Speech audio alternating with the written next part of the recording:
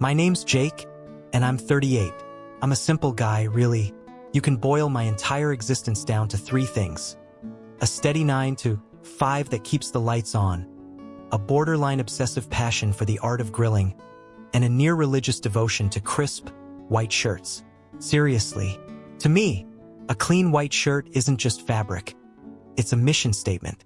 It says, my life is under control, and there is 0 chance I'll be spilling ketchup on myself today.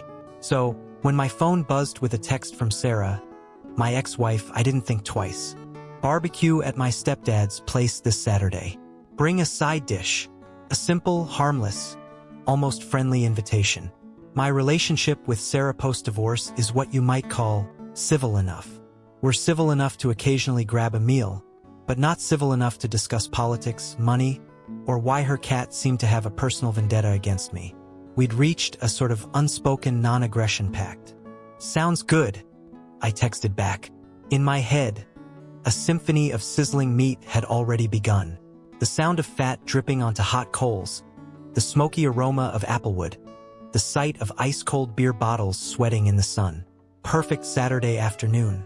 I decided to go all out. You don't show up to a barbecue empty-handed. I spent Saturday morning crafting my signature pesto pasta salad and my legendary potato salad, made with a secret recipe I plan to take to my grave. Not only that, I splurged on a pack of high-quality bratwurst from a fancy German deli. I was ready to be the ideal guest. And, of course, I was bringing Chloe, my new girlfriend. Chloe is a breath of fresh air. A smart, witty woman with a smile that could brighten up a Monday morning. This would be her first time meeting my extended in-law family. Babe, I said to her while meticulously ironing my favorite white linen shirt. We're hitting a barbecue this afternoon. It's just my ex-wife's family. Nothing crazy. We'll eat, make some small talk, and head out. I promise 0 drama. Chloe, looking radiant in a floral sundress and cute sandals, just nodded and smiled. Sounds fun. We hit the road, my 2 precious salads buckled up in the back seat, our spirits high. I was decked out in my pristine white shirt, clean beige shorts, and a pair of suede loafers that were absolutely not designed for anything other than polished floors and city pavement. We arrived right on time, stomachs rumbling, full of hope for cold beer and grilled meat. What we found instead felt more like a construction site. The gate swung open, and the person who greeted us wasn't a smiling face holding a plate of burgers, but Sarah's stepdad, Uncle Rob. He was holding a shovel. Sweat beaded on his forehead, and his smile seemed a little strained. Hey Jake, you made it. And this must be your friend, welcome, he boomed. Come on in, come on in. We could use an extra pair of hands. An extra pair of hands? I figured he meant for carrying out platters or lighting the charcoal. I smiled, ready to metaphorically roll up my sleeves. I wouldn't dare actually wrinkle my perfect shirt. But then Uncle Rob continued, and my world screeched to a halt. If you guys could help us scoop some of the dog poop in the backyard, that'd be great. Our dog, Buddy, has been a very productive lately. After that, we just need to till up those garden beds over there so I can put in a greenhouse next week. We'll get it done quick. Then we can fire up the grill. I froze. I swear I heard a faint shattering sound. Could have been my barbecue dreams, or maybe it was my will to live. I glanced at Chloe. Her eyes were wide, and her smile was frozen in an expression I can only describe as politely concealed panic. I looked down at my outfit. White shirt, light-colored shorts, suede shoes. Then I looked at the backyard. It wasn't a yard. It was a battlefield. The grass was overgrown. The ground was uneven, and scattered about were little brown landmines. Courtesy of Buddy the dog, I stood there, a time traveler stuck between 2 parallel universes. In one universe, barbecue meant beer, laughter, and potato chips. In this harsh reality, I, dressed for a cocktail party on a yacht, had just been tasked with cleaning up after a dog I didn't know and digging in the dirt like a medieval peasant, all while trying to keep my white shirt from being permanently tie-dyed with organic fertilizer.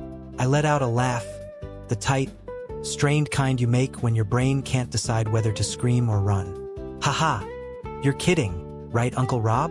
I tried, hoping for an out. He looked at me, dead serious. Kidding? Of course not. This is what family does. We pitch in. Many hands make light work. Just then, Aunt Carol, some distant relative of Sarah's I vaguely remembered, emerged from the house holding a pair of pink rubber gloves. Here, you can borrow these. It'll be fun. Build some family spirit. Family spirit? The only spirit I was sensing was the spirit of deception and dog crap. I turned to Chloe and whispered, I think we accidentally teleported to the wrong planet. Taking a deep breath, I tried to maintain a shred of dignity. Sorry, Uncle, but we're not really dressed for yard work. If I get dirt on these clothes, my girlfriend, will have a heck of a time washing it out. I gave Chloe a weak smile, a silent plea for backup. The atmosphere instantly dropped 20 degrees. Every eye was on me. Uncle Rob's brow furrowed. Aunt Carol pursed her lips. Sarah, my ex-wife, was busy pretending to inspect some potted plants in the corner, pointedly avoiding my gaze. She knew. She had to have known about this scheme.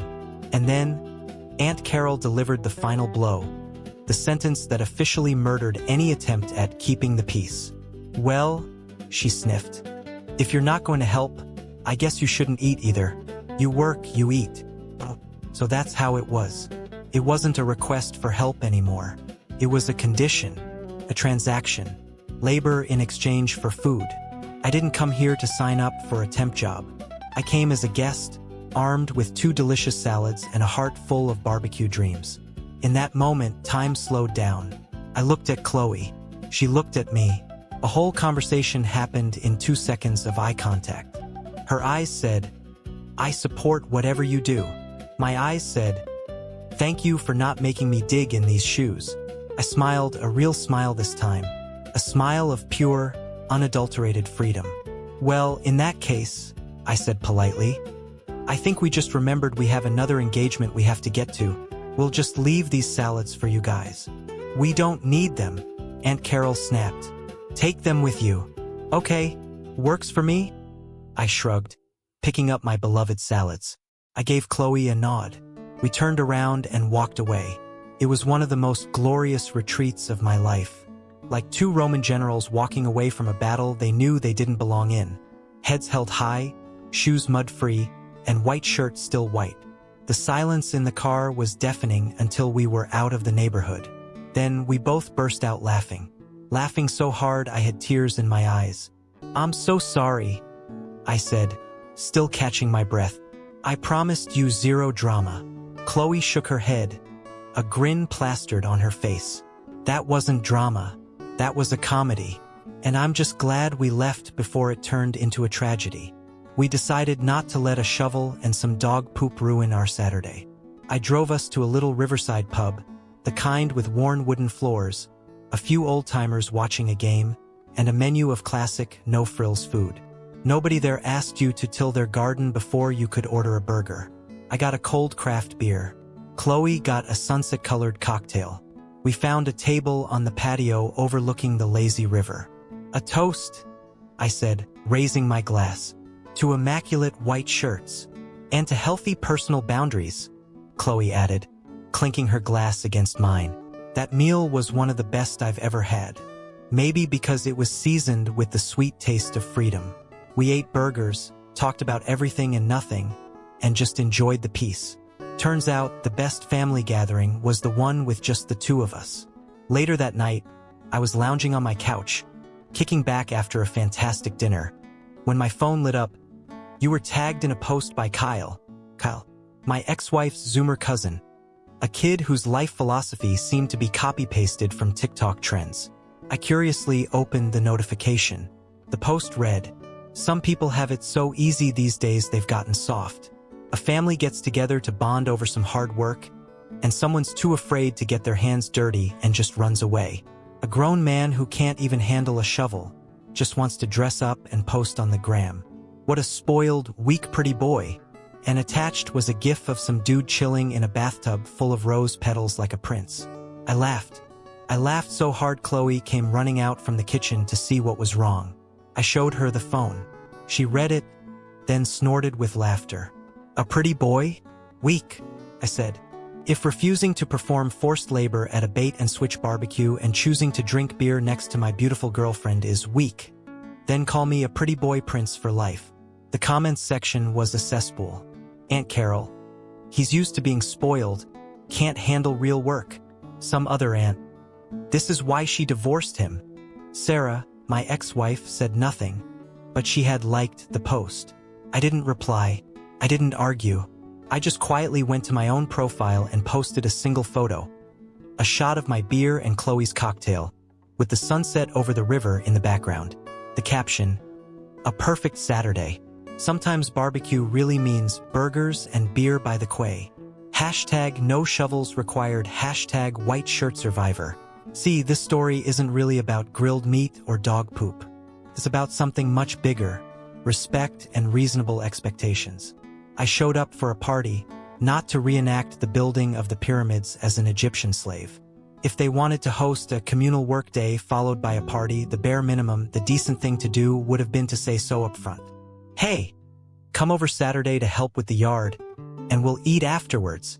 If the text had said that, I could have politely declined, or at least shown up in old clothes and mentally prepared. But they didn't. They set a trap.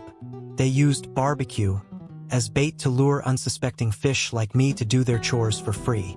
And I, a fish with some self-respect, decided not to take the bait. So here's the final question. Am I the asshole for walking out of that family party? Or am I just the only one who remembers that barbecue is supposed to stand for beer, banter, and quality time, not backbreaking work, a bait and switch, and a whole lot of guilt tripping? You be the judge. As for me, I'm sitting here, looking at my white linen shirt hanging perfectly in my closet. Still pristine. And that, my friend, is a victory.